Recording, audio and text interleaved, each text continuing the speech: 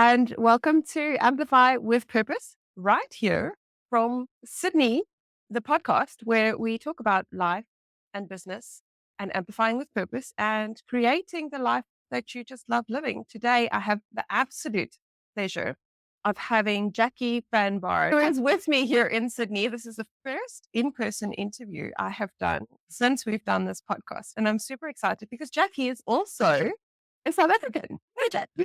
Hi. Thank you for joining You're me. welcome. Thanks for having me. Jackie is actually a specialist when it comes to automation, tech kind of stuff, anything that helps your business grow faster or produces a better customer experience. So, Jackie, would you mind telling us a little bit about yourself, about your background? How did we end up here? Sure. I am a tech and automation specialist. And so I help organizations to automate their business processes and diversify their income so that they can work less, but Mhm. have more freedom and a better work-life balance, as well as making a bigger impact on the world that they're around. So we definitely like the whole work-life balance, and more money, working less for me is definitely Yeah, important, I absolutely. think. Absolutely. So, Jackie, why do you believe automation is important for businesses today? I think saving time is number one. Mm. I think it's really important that actually not number one, it's probably top three because the customer experience needs to be number one. In order to make the customer experience magical and seamless and beautiful, there needs to be some automation in which saves time, Absolutely. saves money, Mm. and makes the customer experience better. Yeah. And it makes it easier. I think when we automate things and we're smart about how we do things, Yeah. the customers experience the ease of it. Because I think the biggest frustration for me as a customer is when businesses are clunky and they make it hard for me.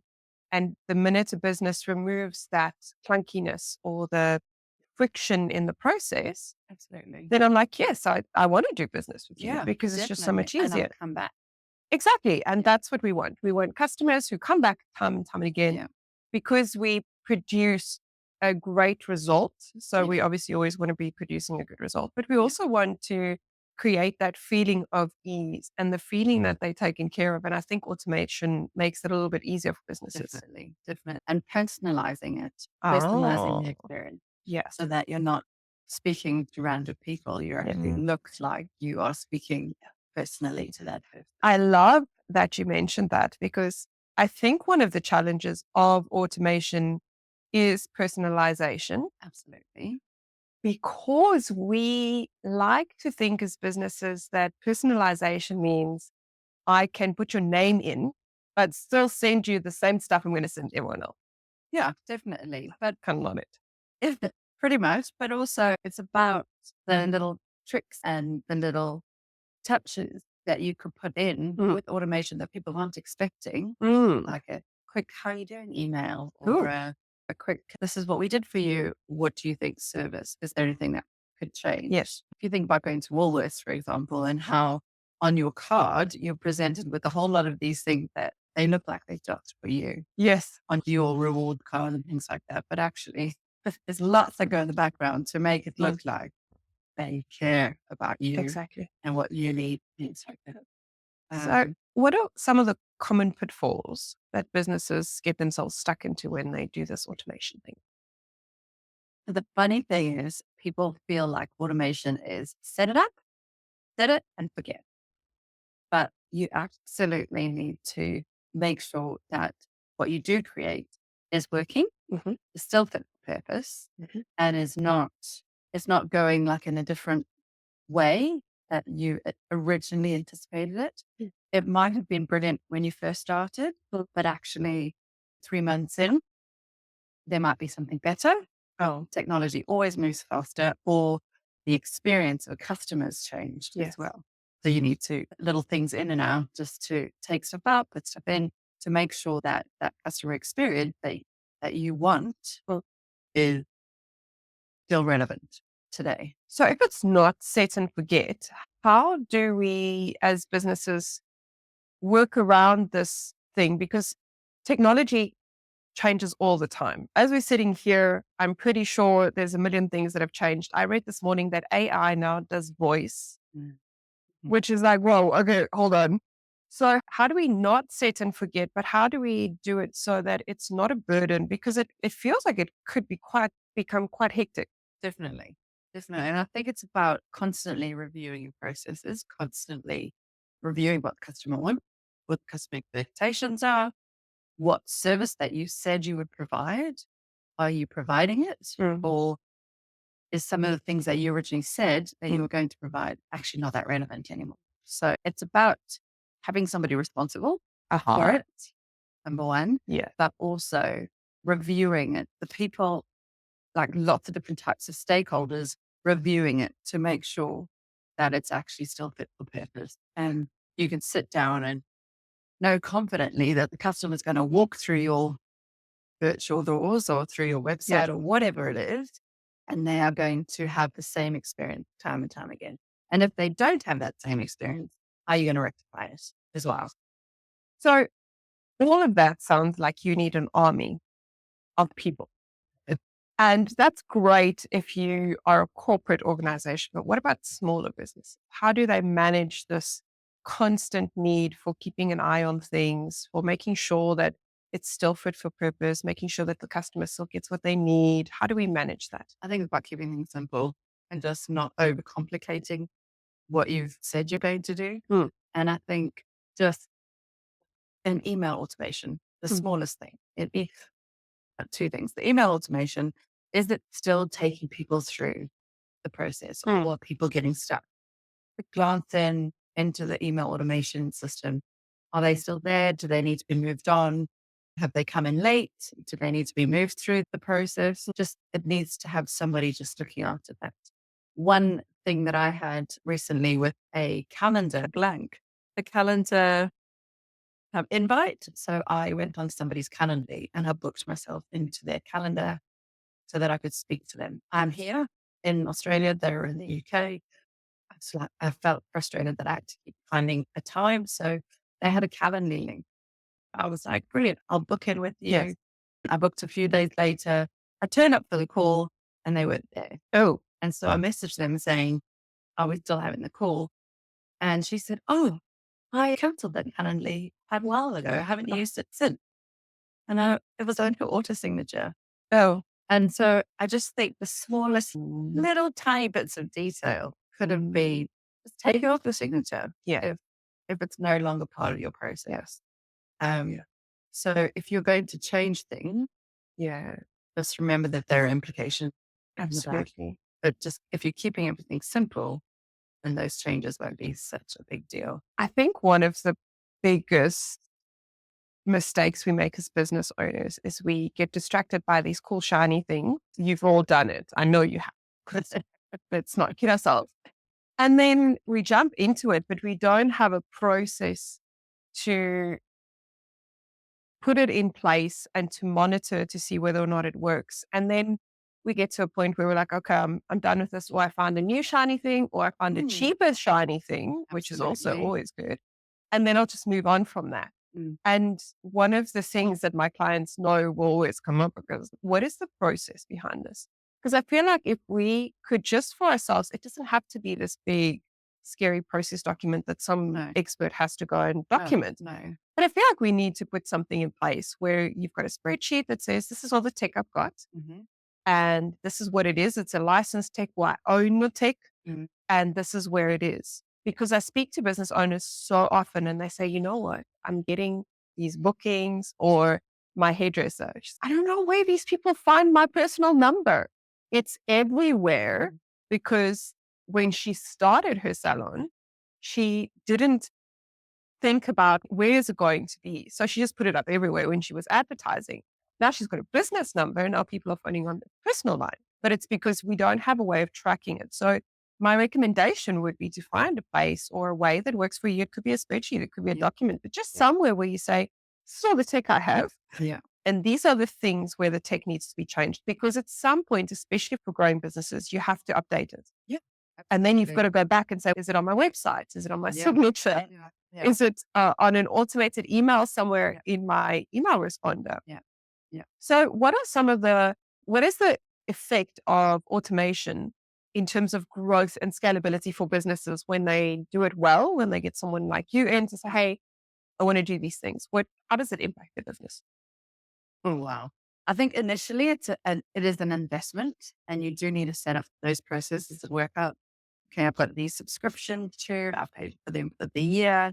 This is what they do. Yeah. Because a lot of the times you buy subscriptions because it sounds great. Yes. But actually they do a lot of some of the things that you've already got. Yeah. So it's about working out whether you actually need that Mm. or whether it's just another brilliant, shiny thing. And then I feel it's important to sit out and map where you are now, map your experience now, the customer experience now. Yes. What happens now? What would you love it to be? And what do you need to do from going to here? Mm. And what are the pitfalls in between? And then what technology do we have now that could facilitate a brilliant customer experience? Yes. Or what do we need to bring in without redoing the wheel? Mm. What's the say? Recreating the wheel. So it's important to not jump in because it sounds cool Mm. and it sounds like it's going to save you time, save you money, save you peace of mind, Mm. save manual mistakes too, Mm. human mistakes, Mm. but it actually is going to help you Mm. and help your business to grow and grow fast. And can your business take on that extra pay? Yeah. Is there the right people involved? Because human touch is so important. Yes. If that's what your business wants, Mhm. that's what your customers are expecting.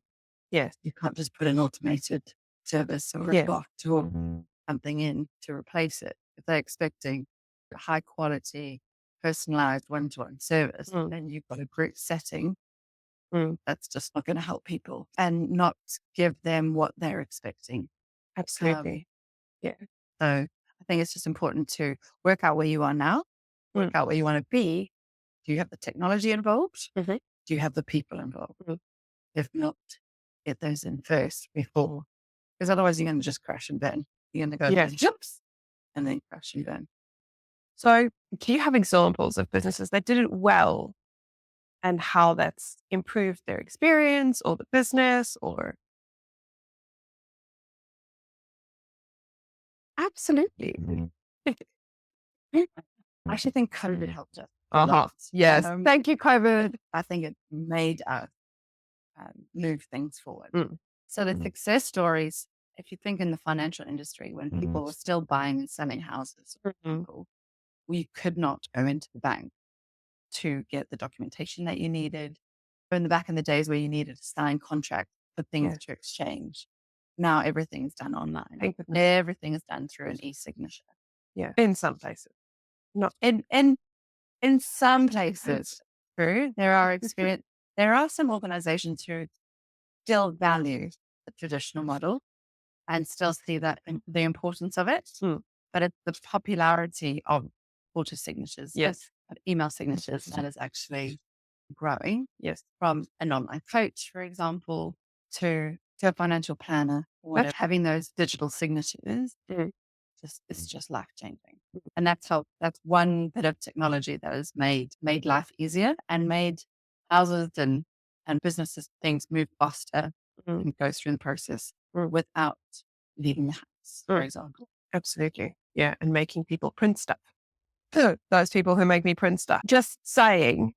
So, do you have some practical advice on how businesses can strike the balance between the human touch and automation? Because you've mentioned that you can't just necessarily pop in a bot, Mm. although we'd love to sometimes just pop in a bot, but I hate speaking to bots. Mm. So, how do you strike that balance as a business owner? How do you know what you should be doing?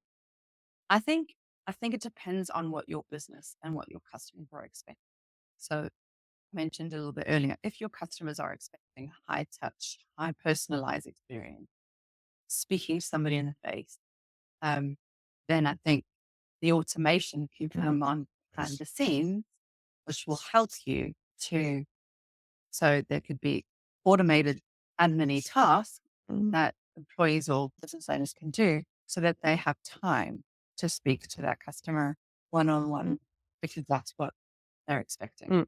So it doesn't have to be, everything doesn't have to be automated. Yeah. There's just little bits of your business can be automated to start off with. It's no point in just going, I want a paperless automatic business from day one. If you are a people-led business, it's very important to know who you're serving and what they're expecting first, and then add solutions in the background that will actually support the growth of your business, but still give that personal experience. I love what you're saying because I'm a firm believer that the process needs to support the experience and not the other way around. Yeah.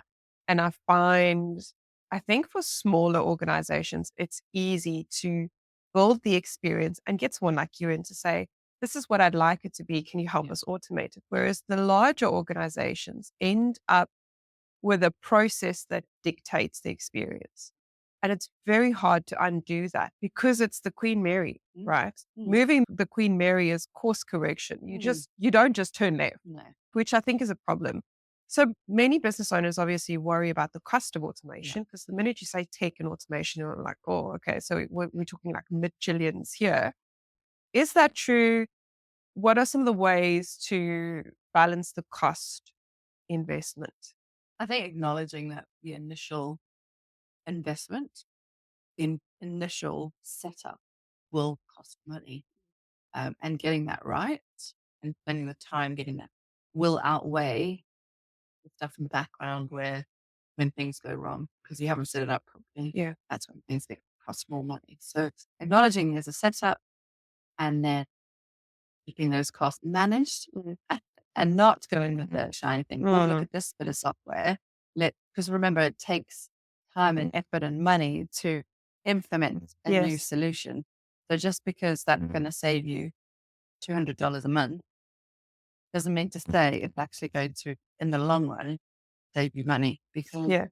you haven't factored in how long it's going to take to filter through the organization. I was just start small, know that there's an investment, work out what you want to fix first, fix that, make that look amazing, and all singing and dancing, and then move on to the next stage. But there will be another cost, for sure. And it's about looking at the cost against the cost of not doing it, opportunity cost as well. Absolutely. And what your competitors are doing. Because if it's available to your competitors it'll be available to them Yes. too. Absolutely. So what's the opportunity cost of that?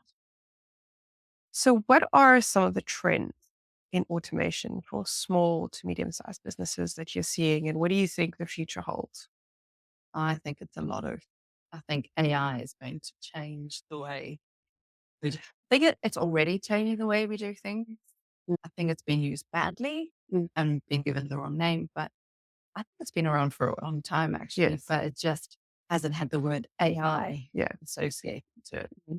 There's smart homes wherever we go. Alexa, Siri, all these different solutions. I don't know if you ever watched that movie Blackberry or you ever remember the Blackberries. They didn't adopt the new technology and now they're not even here. Yeah. So you cannot deny it. Yes. It's coming. Absolutely. It's about making it work for you and your business. Yeah. And I think we're only just touching the tip of We the are. iceberg in terms of Absolutely. what's out there and what's capable. Do you ever think that you are going to be able to speak to people on the other side of the world No. on a video? Like, No. When you first started working, No. Wasn't an option. Zoom wasn't an option. No. So now it's my everyday life. Yes. If I didn't have a Zoom, did I even work today? Type thing. Yes. Because it's just so prevalent. But you have to get on board. Yes. On board, otherwise you're going to be left behind. Yes. I love that. So, parting thoughts and advice for businesses who are treading towards automation, but they're not sure where to start. They don't really know what to do because there's just too much happening. What would you recommend? So much of don't fear it. Don't get overwhelmed. Work out what is taking the most of your time, what's also taking up a lot of your employees' time, and how you can make efficiencies in those particular parts of the business. Start small and just work out what's important first and then make changes on the way. Don't just change everything all at once. But also do your research too, because something that sounds amazing, there might be something that is either cheaper or you already have, or it's already included in your Google or Yes. your Microsoft.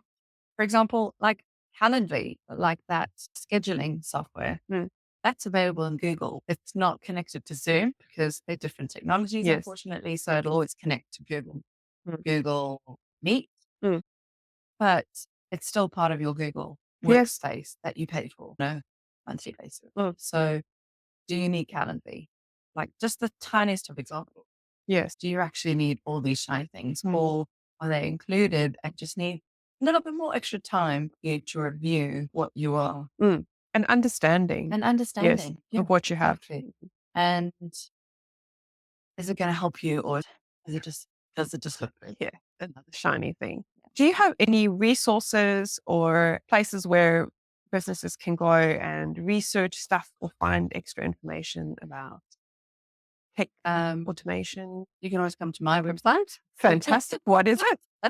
www.jbbconnect.com.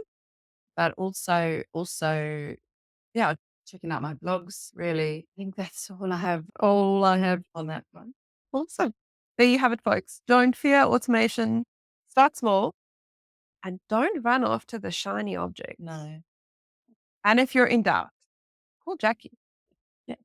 Hit her up on Google, find her on LinkedIn, and follow her. She shares some really interesting information.